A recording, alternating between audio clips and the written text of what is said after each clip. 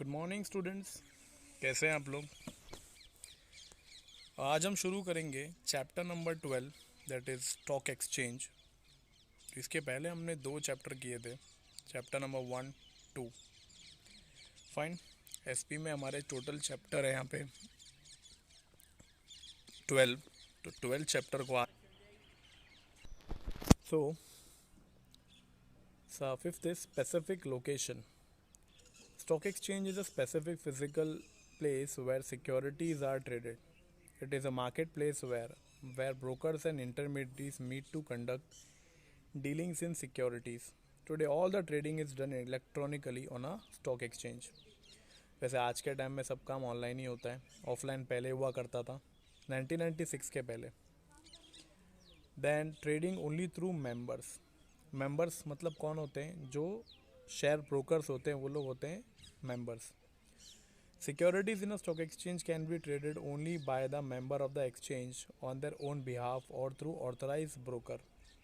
वैसे जो भी कोई ब्रोकर बनना चाहता है उसको अपने आप को शेयर मार्केट में जाके स्टॉक एक्सचेंज से अथॉरिटी लेनी पड़ती है, उनको एक सर्टिफिकेट मिलता है, उसके बाद जाके वो लोग क्या बनते हैं वहाँ के ऑथोराइज ब्रोकर।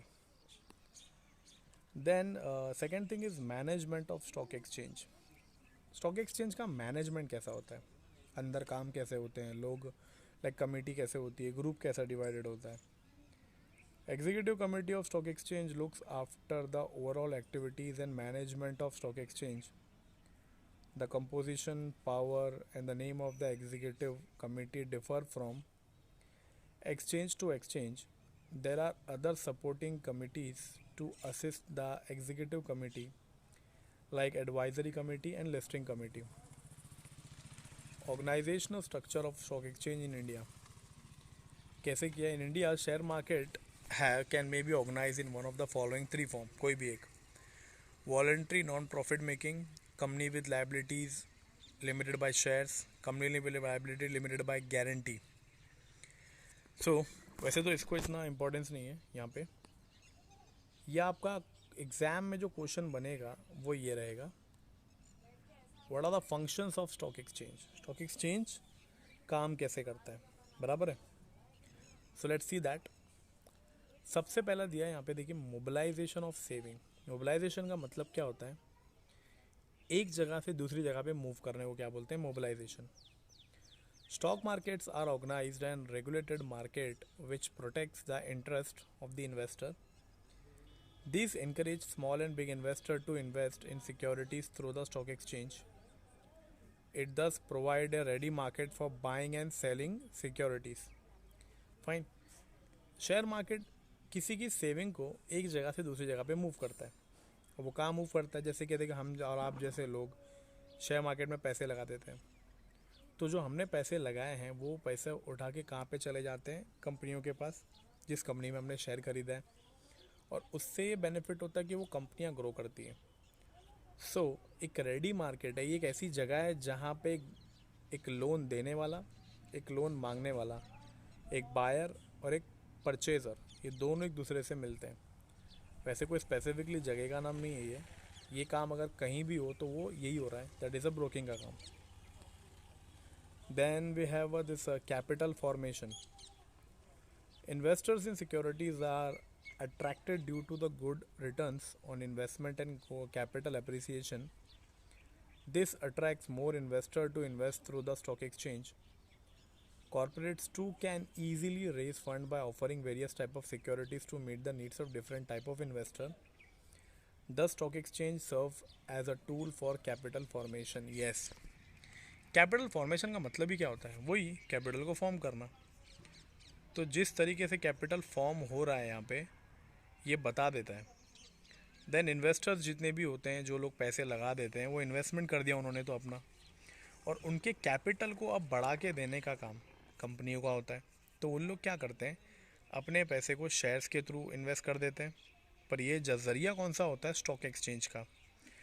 सपोज़ मान लीजिए आज की तारीख में रिलायंस को 1000 करोड़ रुपीज़ की ज़रूरत है।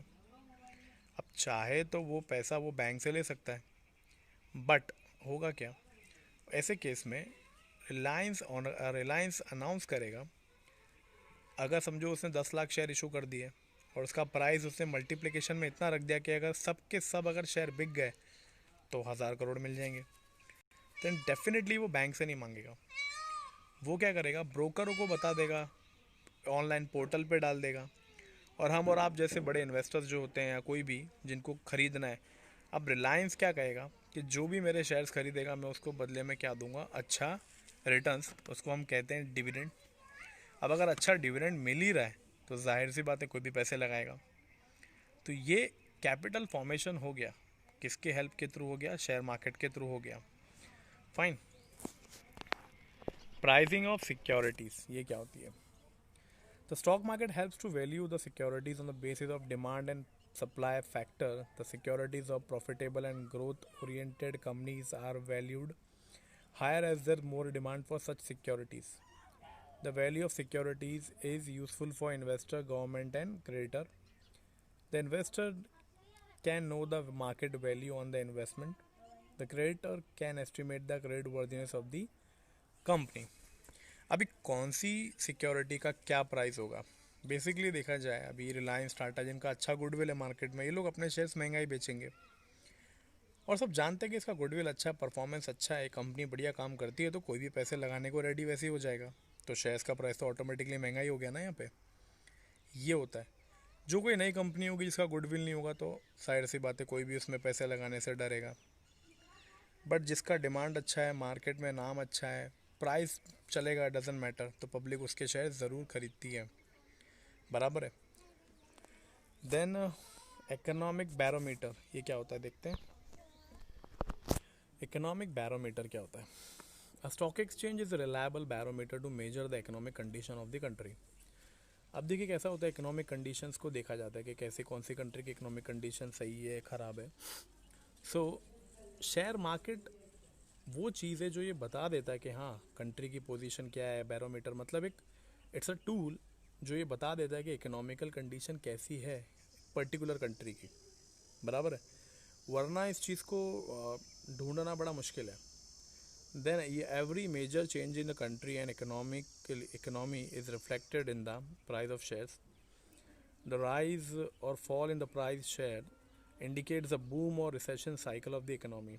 है ना, कंट्री में रिसेशन आ रहा है या इन्फ्लेशन आ रहा है, ये सब चीज़ें हमें कहाँ से पता चल जाती हैं? शेयर मार्केट के अप्स एंड डाउन से।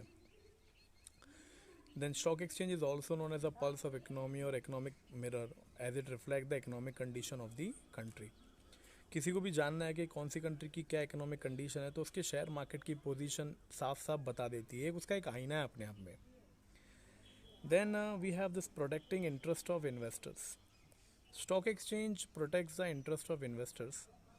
In stock market, only the listed securities are traded. Stock exchange allows listing only after verifying the soundness of the company.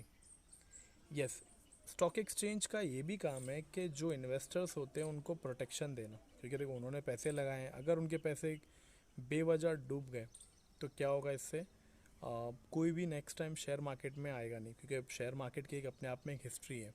बहुत पहले शेयर मार्केट में क्या हुआ था, एक फ्रॉड हुआ था जो लगभग 1992 में हुआ था। बराबर है। तो शेयर मार्केट इस बात का भरोसा देता है अपने आप में कि आपके पैसे एकदम क्या है, सेफ है। Then the companies which are listed have to operate within the strict rules and regulation laid down by the stock exchange. This ensure safety of dealing through stock exchange. Yes, एक इंश्योरिटी देता है अपने आप में कि हाँ share market में जो भी लोग पैसे आके जिस थ्रू शेयर्स के थ्रू लगवा रहे हैं उनके पैसे एकदम क्या रहेंगे, सेफ रहेंगे, कोई तरीके की कोई फ्रॉड नहीं होगा। ये इस बात की श्योरिटी कौन देता है? स्टॉक एक्सचेंज, क्योंकि उसके ऊपर सेबी का हाथ है, सेबी उसको ऑर्गेनाइज कर रहा है, मतलब उसको देखता है। तो यहाँ पे आज के इस ऑनलाइन के दौर में ये बड़ा मुश्किल है कि कोई ये कहे कि हमारे पैसे डूब गए, क्योंकि शेयर मार्केट टोटली प्रोटेक्शन पे भी विश्वास रखता है, सिर्फ उसको बाइंग एंड सेलिंग कराने का काम नहीं है, ये काम भी है उसके लिए। बराबर। Then we have a liquidity. The main function of stock exchange is to provide a ready market for sale and purchase of securities. The presence of stock market gives assurance to investors that their investment can be converted into cash wherever they want. Yes, आज अगर समझो मान लो मैंने online shares खरीद लिया और कल को उसका प्राइस बढ़ गया तो मैं उसको ऑनलाइन बेच सकता हूँ, मुझे पैसे तुरंत मिल जाएंगे, ब्रोकर अपना ब्रोकरेज काट लेगा और मुझे मेरे शेयर्स के पैसे दे देगा। वैसे ये पैसे ऑनलाइन आते हैं डीमैट अकाउंट में। शेयर्स में डीलिंग करने के लिए हर इन्वेस्टर को कौन सा अकाउंट ओपन करना पड़ता है? Demat account. Then the investor can invest in long-term investment project without any hesitation, as because of stock exchange they can convert long-term investment into short-term, medium-term, wherever they want. Yes, अभी समझो मैंने अगर बड़े समय के लिए पैसे लगाए हैं तो मैं उसको कम करके शॉर्ट टर्म, मीडियम टर्म में भी कन्वर्ट कर सकता हूँ, ये मेरी चॉइस के ऊपर है। So it is very easy to know that कि शेयर मार्केट में पैसे लगाना it's not a big deal, आराम से कोई भी कर सकता है, बस 18 ईयर्स की एज होनी चाहिए, ये सबसे बड़ा क्राइटेरिया है। जैसे कि 12th स्टैंडर्ड के बाद आप लोग भी कर सकते हो इस चीज़ को। ऑनलाइन थोड़ी समझ होनी चाहिए कि कैसे करना है, क्या करना है। Then we have a better allocation of capital. The shares of profit making companies are quoted at a higher price and are actively traded so much companies can easily raise fresh capital from the stock market. The price of security traded in the exchange indicates the opportunity for investment. So stock exchange facilitates allocation of investor funds to productive and profitable channel. Yes, अपने capital को बहुत ही सही वे में allocate करने का काम जो होता है ये शेयर मार्केट करता है। देखो ऐसे तो और भी ऑप्शन है, कहीं भी कोई भी पैसे लगा सकता है, बट शेयर मार्केट में क्या होता है लगाने से ये बात एकदम क्लियर हो जाती है कि हाँ ये अपने आप में एक बहुत ही बेनिफिट प्रोवाइड कर रहा है ना। लोगों के पास एक रिलायबिलिटी रहती है कि हाँ मेरे पैसे डूबेंगे नहीं, और एक बेटर एलोकेशन है एक इन्वेस्टर के पॉइंट ऑफ व्यू से। Then contributes to economic growth. In stock exchange securities of various companies are bought and sold. Investor invest in companies which give good return on investment. Here companies too try to invest in most productive investment project. अभी देखो कितनी बड़ी बड़ी कंपनियां हैं जो बड़े बड़े प्रोजेक्ट करने के लिए बैठी होती है, उनको चाहिए बड़ा पैसा, तो उनकी कोशिश ये होती है कि बैंक वगैरह से लोन ना ले करके वो लोग शेयर्स वगैरह से ही पैसे कैसे भी करके करवा ले ताकि उनका काम बन जाए, बराबर है। अब उससे क्या होता है कि वो लोग अगर उस पैसे से बड़े बड़े ब्रिज, बड़े बड़े डैम या कोई भी बड़ा प्रोजेक्ट करवा लेते हैं, बना लेते हैं, तो इससे हमारे देश की तरक्की है, इकोनॉमिकल ग्रोथ है। और जब उस कंपनी का ग्रोथ होगा तो उस ग्रोथ में से जो प्रॉफिट आएगा, प्रॉफिट में से वो क्या मिलेगा, हमें डिविडेंड मिलेगा। तो इन्वेस्टर को भी रिटर्न मिलता है अपने आप में। यहाँ पे ऐसा नहीं कि कोई पैसे लगा के भूल जा रहा है, अपने आप में एक बेनिफिट है ही है, कहीं ना कहीं उसको रिटर्न्स मिलना ही मिलना है। Then we have providing scope for speculation. Yes, to ensure liquidity and demand of supply of securities, the stock exchange permits healthy speculation of securities. Yes. Liquidity का मतलब क्या होता है, मैं अपने पैसे को जब चाहे कैश में कन्वर्ट कर सकता हूँ, और डिमांड और सप्लाई जो है मैं आराम से स्पेकुलेट कर सकता हूँ, अंदाज़ा लगा सकता हूँ कि हाँ क्या होने वाला है, कैसे होने वाला है, बराबर है। So we can say that that is a very easy to speculate on the share market. And then we have promotes the habit of saving and investment. Yes, it's one of the best and biggest habit the stock exchange is providing. The stock market offers attractive opportunities of investment in various securities. These attractive opportunities encourage people to save more and invest in securities of corporate sector rather than investing in unproductive gold, silver, that is assets.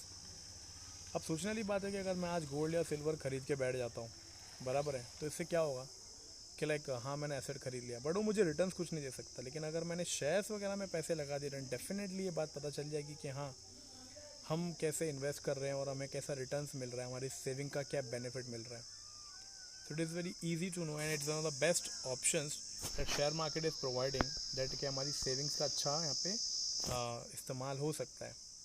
Fine. सो आपका ये जो पहला answer है 10 point का, ये clear होता है functions of share stock exchange, जो फंक्शंस निभाता है ये। देन उसके बाद we have this major stock exchange in India. Yes, तो मैंने कहा जैसे कि टोटल मिला के 22 हैं, बट ये दो मैं आपको बता देता हूँ। पहला आता है ये Bombay stock exchange. Bombay stock exchange वो सेटअप इन 1875, अंग्रेज़ों का ज़माना था, तब के उस ज़माने में ये ऐड हुआ था। At that time it was called as a Native Share and Stock Broker Association. It is located in Dalal Street in Mumbai, है ना, टाउन साइड में चर्च गेट के पास दलाल स्ट्रीट है, वहाँ पे लोकेटेड है। एशिया का सबसे पहला स्टॉक एक्सचेंज था, है मतलब, it one of the first listed stock exchange in India. It's the 11th largest stock exchange in the world in terms of market capitalisation. वैसे दुनिया भर में काफ़ी है, इंडिया वाला जो ये पहला है ये 11 नंबर पे आता है। It is the largest number of company listed with it, approximately over 5000, more than that. It's now demutualized and corporatized any entity registered under the Companies Act 1956 and in the year 1995 इन्होंने एक अपने आप को इलेक्ट्रोनाइज कर लिया, totally online चले गए। The automated screen based trading platform is called as a BSE online trading, that is BOLT, and they also have introduced one of the website that is bsewebex.co.in. So it is very easy to that कि investor कोई भी जाके online check कर सकता है कि कैसा करना है, क्या करना है। इसका एप्लीकेशन भी आता है मोबाइल प्ले स्टोर पे। देन सेकेंड है नेशनल स्टॉक एक्सचेंज, जो इंडिया का मेजर है। वैसे इसकी शुरुआत हुई थी 1992 में, और ये 1993 में इसको कॉर्पोरेट सिक्योरिटीज़ रेगुलेशन एक्ट में आ गया था। ये एक्टिविटीज़ इन्होंने शुरू की 1994 में। It is the largest and a modern stock exchange. ये मुंबई में लोकेटेड है, और ये पहला स्टॉक एक्सचेंज बना जिसने डायरेक्टली सैटेलाइट से कनेक्शन लिया, एंड टोटली इंटरनेशनल लेवल पे हमें पहचान मिली। दैट इज़ इसमें NSE नाम से होता है, दैट इज़ लॉन्च इन 1996। तो मैं कह सकता हूँ BSE जो था ये इंडिया के लेवल पे था, NSE जो हुआ ये इंटरनेशनल लेवल पे चला गया, ताकि पूरे वर्ल्ड को पता चले कि हम भी शेयर मार्केट में कुछ चीज़ें सीखते हैं और करते भी हैं। Right, so with this we have completed the 3 answers over here. पहला आता है आपका ये फंक्शंस ऑफ स्टॉक एक्सचेंज, दूसरा दोनों BSE और NSE, और स्टार्टिंग में जो था आपका ये कुछ important features of stock exchange, और यहाँ पे मैनेजमेंट के बारे में। ओके, आई होप आपको ये सेशन एकदम अच्छे से समझा होगा, और कुछ चीज़ें प्रैक्टिकली बोर्ड पे भी आप इस वीडियो में देखेंगे, डेफिनेटली आपको ये और आसान लगेगा। Okay, so with this I am ending the concept, और इस वीडियो के एंड के बाद आपको कुछ प्रैक्टिकल चीज़ें जो मैं बोर्ड पे बताऊँगा वो भी आप देख सकते हैं। ओके,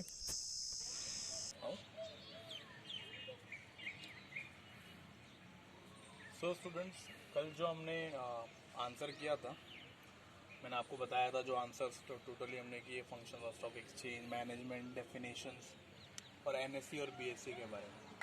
तो जो हमने कल आंसर में देखा था, एक बार उसको बोर्ड पे प्रैक्टिकली देख लेते तो आपको आसानी से समझेगा। स्टॉक एक्सचेंज जो है कभी शुरू हुआ था, ये 1875 में, बराबर।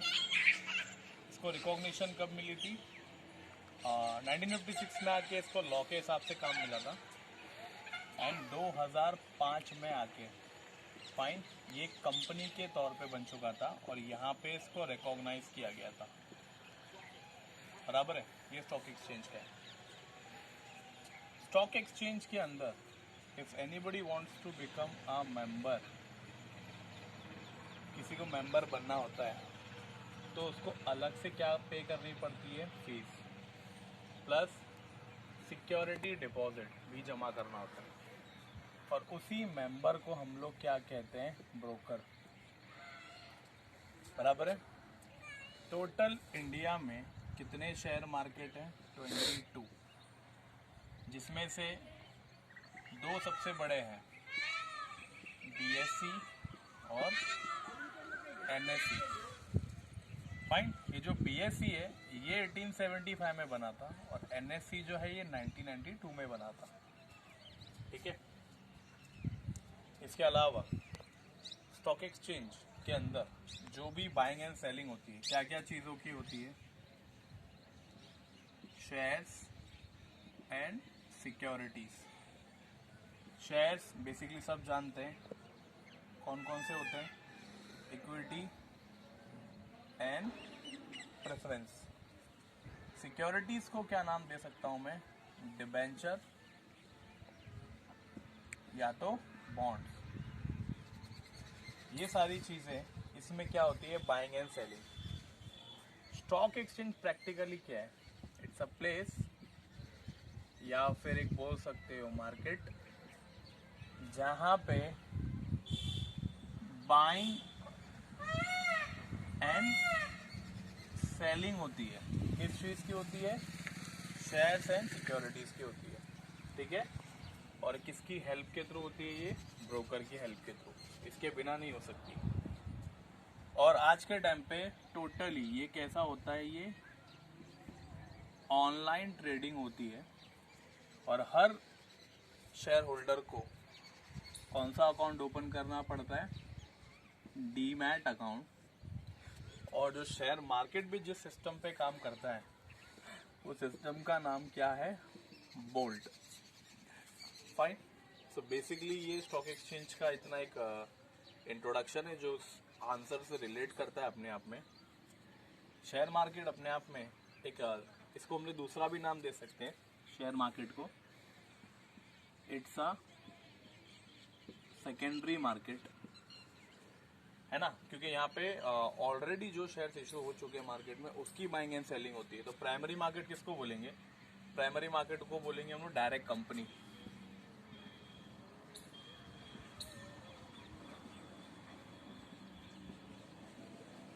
Direct company.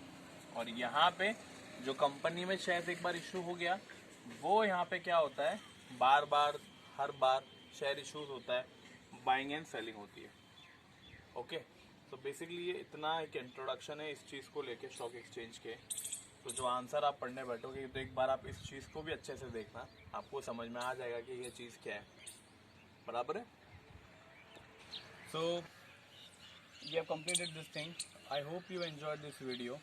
फाइन। और आप इसको अच्छे से एक बार पढ़ना, आपको डेफिनेटली समझ में आ जाएगा। और इसके आने वाला वीडियो भी डेफिनेटली मैं आपको जल्दी बना के दूंगा आपके टाइम टेबल के अकॉर्डिंगली, ताकि आपका ये पूरा चैप्टर हम ऐसे जल्दी कंप्लीट कर लें, ठीक है। घर पे बैठ के अच्छे से इसको रिवाइज करना। नोट्स आपके पास ही है पीडीएफ में भी, पीडीएफ में आपको भेज भी दूंगा अगर नहीं होगा इन केस तो, ताकि पढ़ने में आपको आसानी रहे, ठीक है।